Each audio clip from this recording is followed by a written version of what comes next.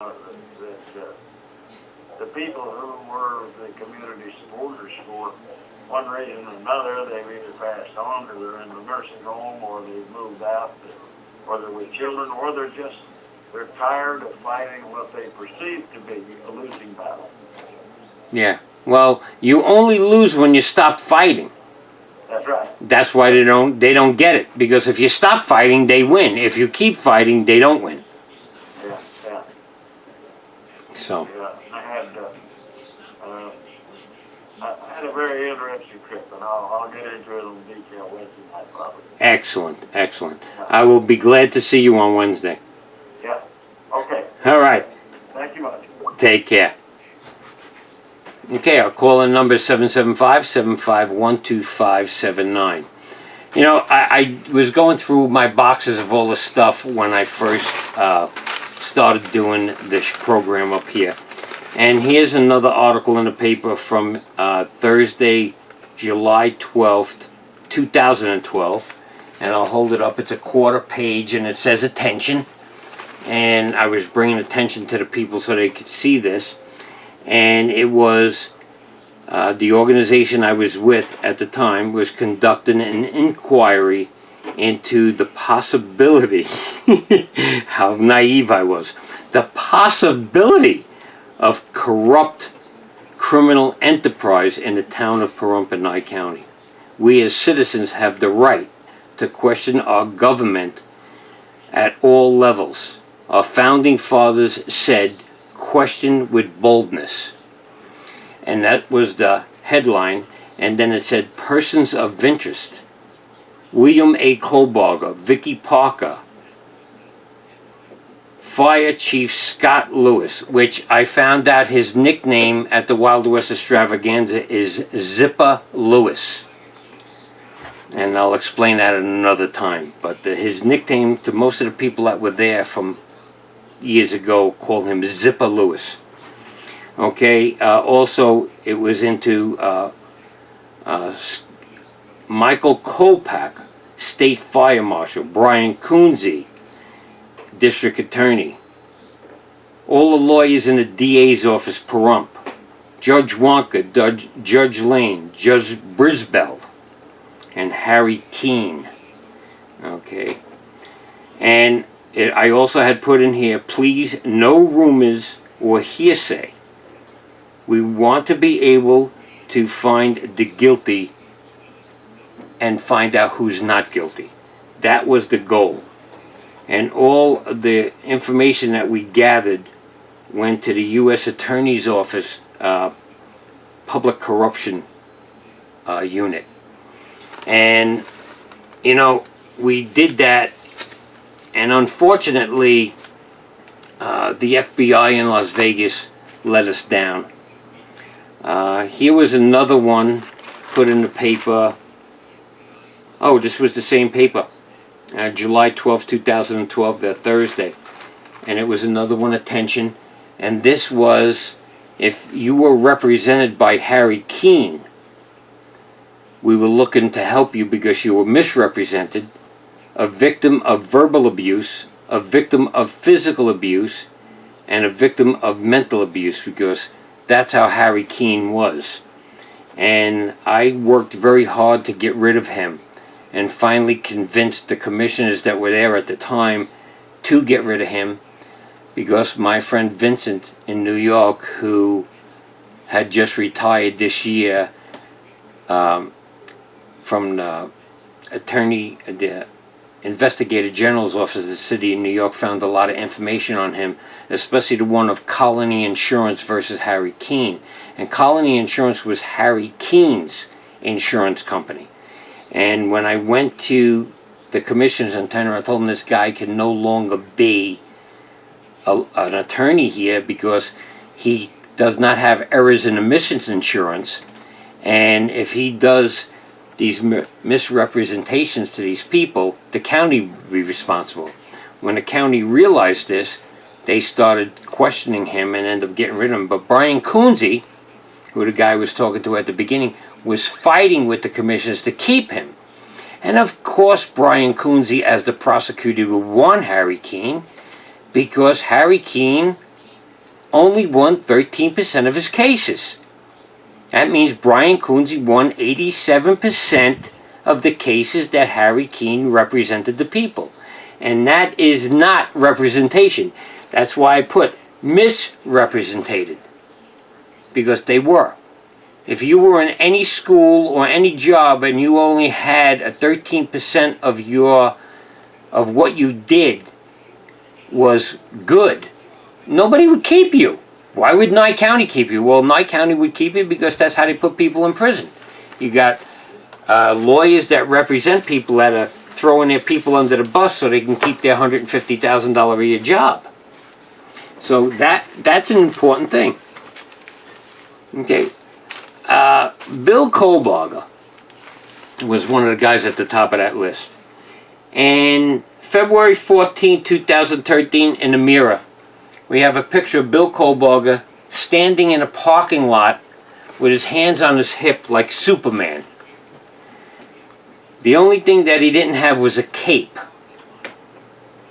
Okay, and the only reason why he couldn't wear a cape is because he spewed so much garbage from his mouth that the cape would be constantly filthy. Okay, but here he is standing in a parking lot, empty, and hundreds and hundreds and hundreds of thousands of dollars to pave this parking lot in the county fairgrounds, which never went anywhere. But we have a beautifully paved parking lot with a wonderful fence all around it that they paid hundreds and hundreds of thousands of dollars of your hard-earned tax dollars. Still wasted, but there is stuff on that parking lot right now. Tumbleweeds and dust. So that was one of the reasons why when I was running for town board I wanted Kohlbarger out of here, because he had an ego bigger than his butt. Okay, and his gut. Okay, and his ego was probably bigger than the parking lot that he made here, that we do nothing with. Okay, that's what kind of town leader he was.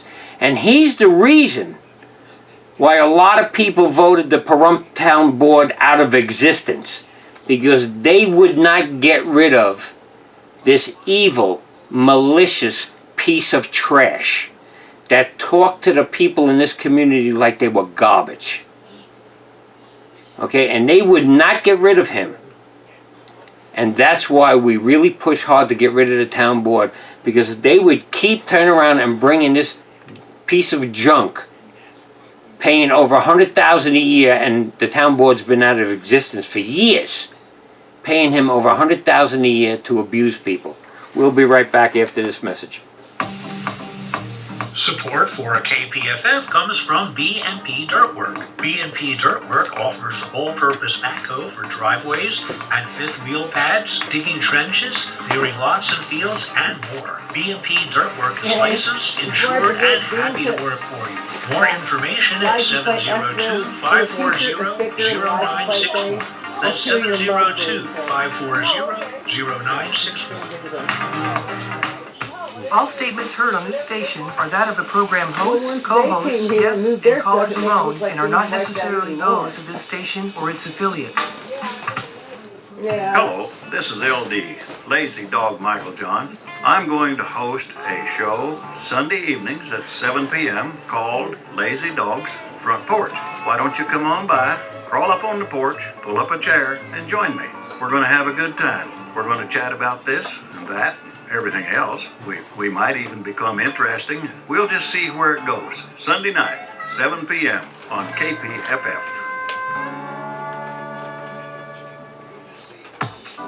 Hello, listeners.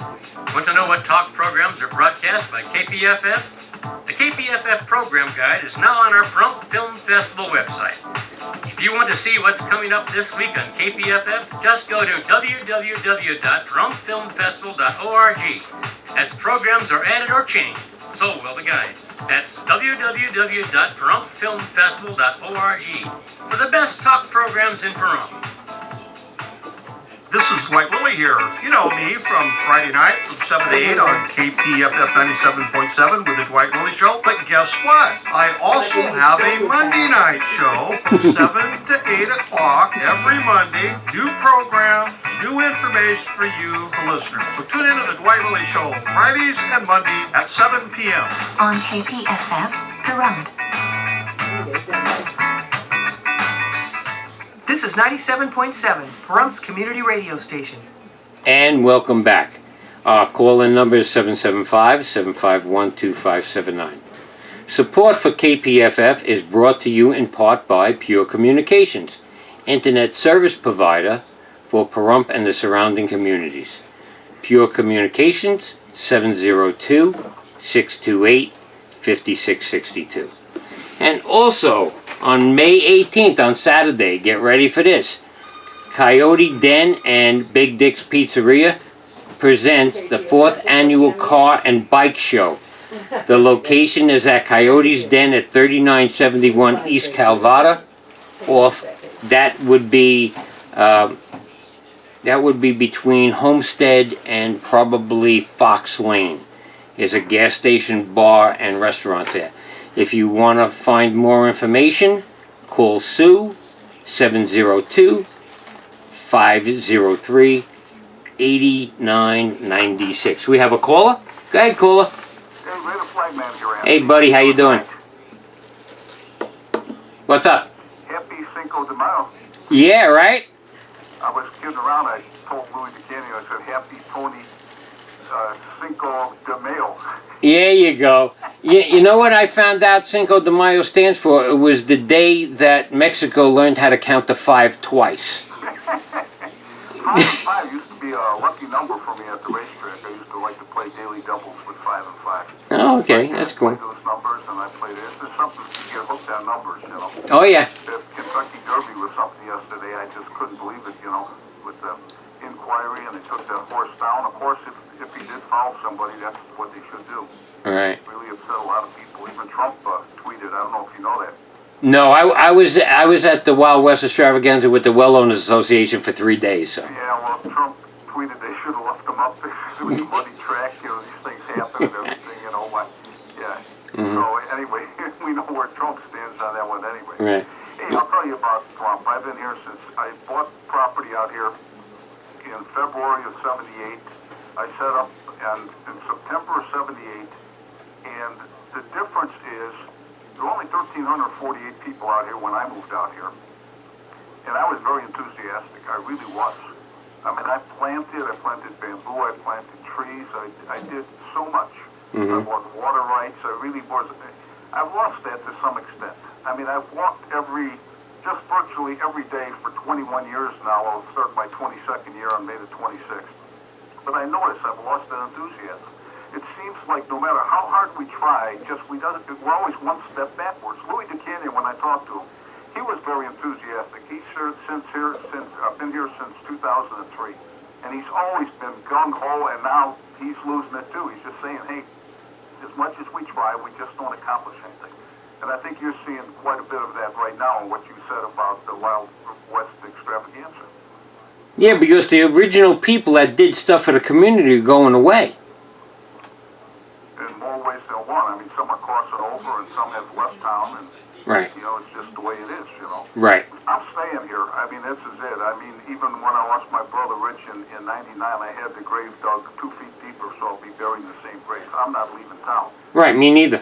But it's just the idea that I know I've lost the enthusiasm I used to have.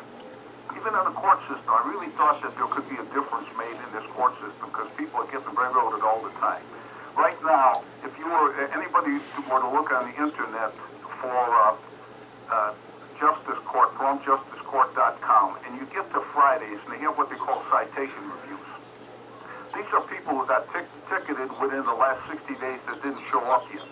They charge every one of those people $50 to send them a letter that they haven't shown up, and they're going to have to pay that $50 plus pay any fines as far as their tickets go. And then also, I was told by one clerk at the court, if it was a moving violation, they didn't sign up, their license is suspended. Mm-hmm. What is that? people are driving around with suspended licenses because they forgot to go check in with the court on these traffic tickets. It's There are a lot of extortion. tickets that are going on right now, and you can verify this if you just sit in court Monday or Tuesday in Justice Court A or B. It's all traffic citations. The motorcycle cops are going crazy. They're citing people for the slightest infraction. If it's a serious violation, give them the ticket. Let them know that they're doing something wrong, but not for this revenue enhancement, just to generate more funds. And that's what it's all about, Anthony. And I'm watching, and it's very depressing. Well, Dwight Lilly's show last week, he had the new treasurer on there, and the treasurer's office saw that Sharon Worley's department has given out over $1 million worth of tickets last year. It is, and it just seems like it's not going to stop. And also, like in Illinois, I'm from Illinois, speed traps are illegal. But I'm sure these are speed traps here where these cops are hiding out and looking, to nail somebody for the smallest infraction. Of course. And they don't just go if you're only 2 or 3 miles over the limit, they'll still nail you out here. This is ridiculous, man. Right. I mean, how can you be enthused about a community where everybody's out to get you and dig in your pocket and get your last nickel? And that's what it seems like more and more. Also, with all the rules and regulations that we didn't have before, they got this code compliance in, they've got all different restrictions. I was able to build my bomb shelter with my own 2 hands without doing anything, permits or anything else, because that's how it was back then. Mm-hmm. Now if you try to do a bunch of hoops, you can ask Lazy Dog on that. Anytime he's working on one of his houses, he needs a permit for this, a permit for that. It's money, inspection. It's ridiculous, man. Oh, I know. I remember. Going on, and it's just me talking about what I know. After 41 years, I guess I picked up a few things, huh?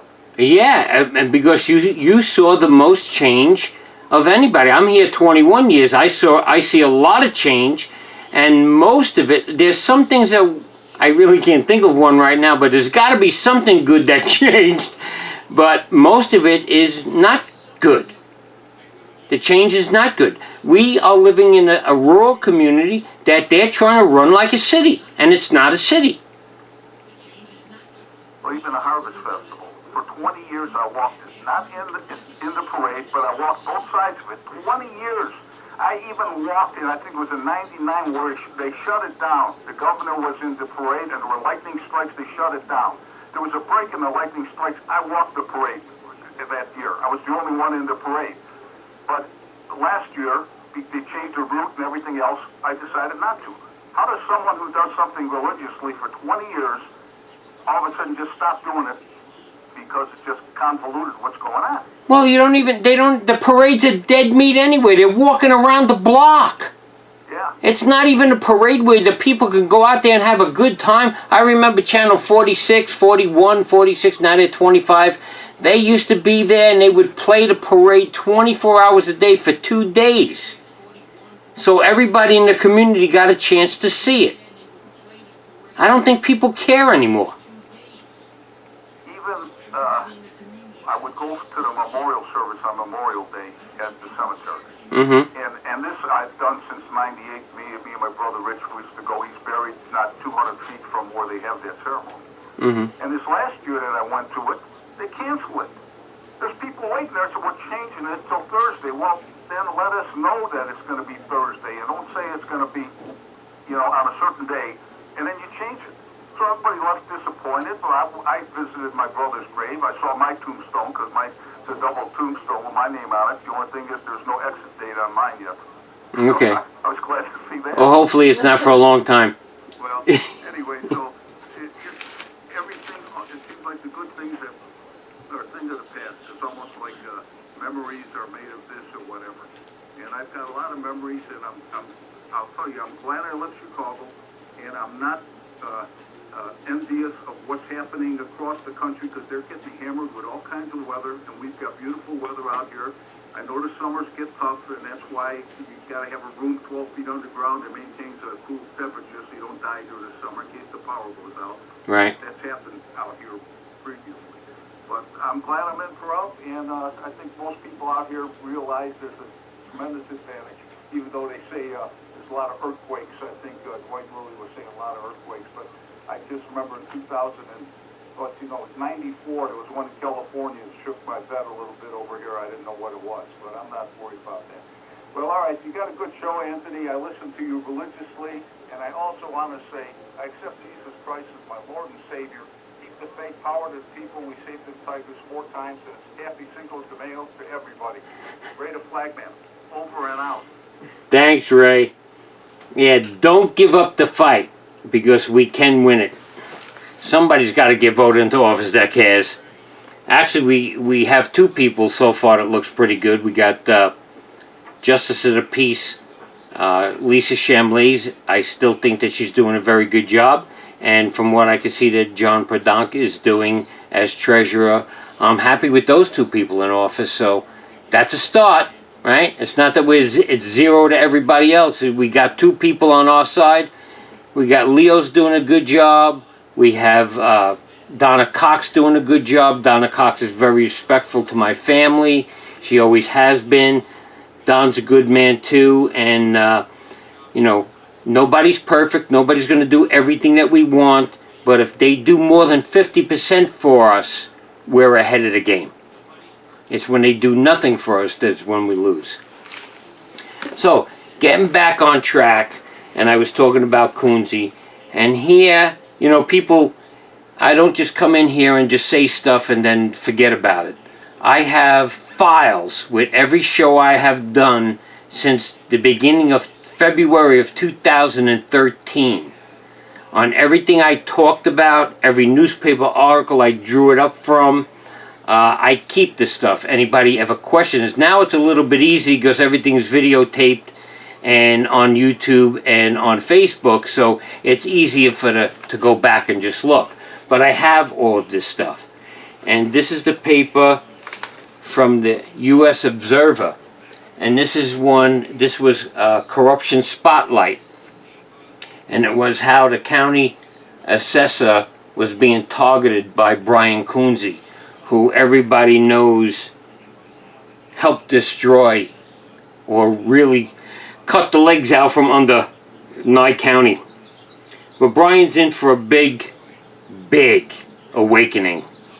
I've said it once before on this show, and it's still in a process. I have people from New York and Florida investigating stuff that Brian Coonsey has done in this community, and he can't hide from it. We have documentation.